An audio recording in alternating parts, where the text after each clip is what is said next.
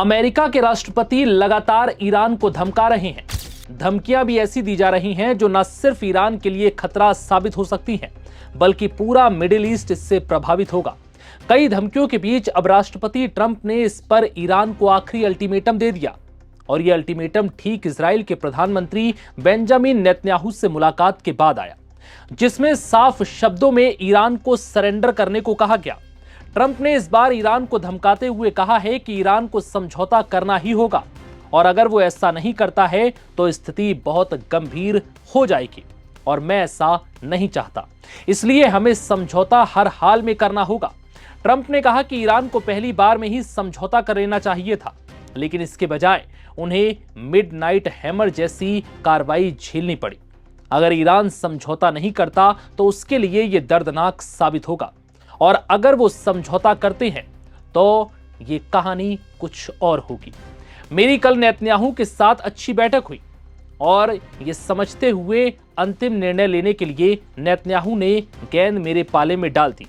Trump ने इस दावे के साथ ही ये बयां कर दिया कि अब सब कुछ उन्हीं के हाथ में है। हालांकि ट्रंप की इन धमकियों के बीच डर भी साफ नजर आ रहा है। इतनी धमकियों के बावजूद ट्रंप ईरान पर हमले जैसा कदम नहीं उठा पा रहे, क्योंकि ट्रंप को भी यह पता है कि अगर अमेरिका ने जंग की शुरुआत की तो ईरान वेनेजुएला जैसे शांत बैठने वाले देशों में से नहीं है।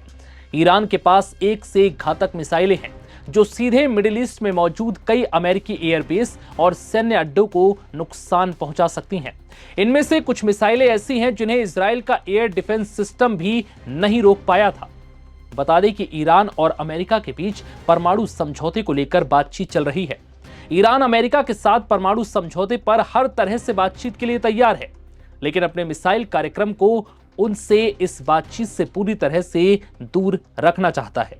लेकिन अमेरिका और इजराइल चाहते हैं कि इस बैठक में ईरान संग मिसाइल कार्यक्रम पर भी बात हो, और किसी भी तरह से ईरान के परमाणु और मिसाइल कार्यक्रमों को रोका जा सके। यही वजह है कि इजरायली प्रधानमंत्री ने अमेरिकी राष्ट्रपति के साथ बैठक की। ट्रंप ने गुरुवार को इजरायली प्रधानमंत्री बेंजामिन नेतन्याहू संग ईरान के साथ परमाणु समझौते पर हुई बैठक को बहुत अच्छा भी बताया। हालांकि इसी बीच ट्रंप ने तेहरान को फिर से चेतावनी दे दी कि अगर वो बातचीत से सहमत नहीं होते तो ये उनके लिए बहुत दर्दनाक साबित होगा। बता दें कि बुधवार को वॉशिंगटन में हुई बैठक के बाद डोनाल्ड ट्रंप ने समझौते पर जोर दिया और ईरान को मिडनाइट हैमर की याद भी दिलाई, जिसका संदर्भ जून 2025 में ईरान के 3 मुख्य परमाणु ठिकानों फोर्डो, नतांज, इस्फहान पर अमेरिकी हमलों से है। जिसके बाद अमेरिका ने दावा किया था कि इस हमले से ईरान के न्यूक्लियर साइट्स को भारी नुकसान पहुंचा है और उसका परमाणु कार्यक्रम अब फिर से कई साल पीछे जा चुका है।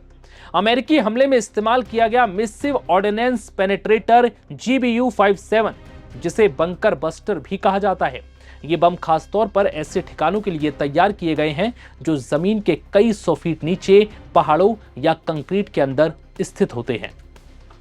इस बम की ताकत इतनी है कि एक ही जगह अगर ये बार बार गिराया जाए तो ये पहाड़ों और चट्टानों को चीरता हुआ अंदर मौजूद ठिकानों को तबाह कर सकता है।